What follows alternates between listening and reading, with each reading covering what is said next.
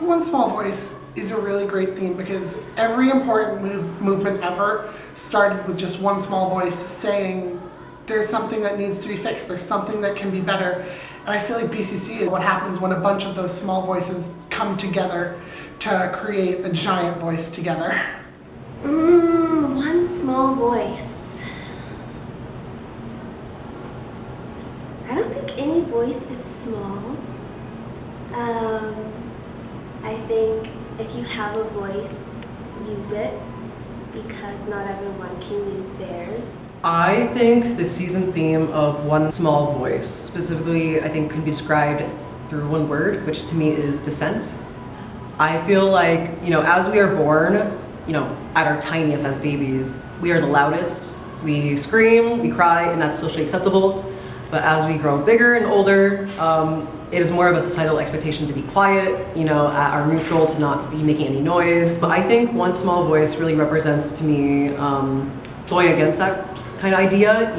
Talking is already an act of protest, an act of dissent, and really making sure you are heard, even if it is a whisper, because that in itself dismantles a lot at play right now. To me, it means that it doesn't matter who you are, you can do something, whether it's standing up to a bully or speaking up about a policy issue close to home.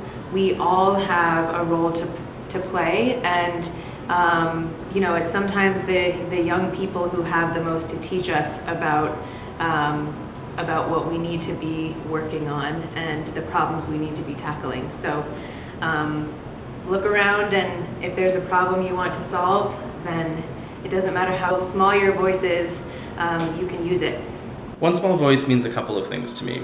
The first is that it really takes every voice, each and every voice, speaking up, singing out, speaking out, and that there's no voice that is too small or too quiet to be heard and listened to.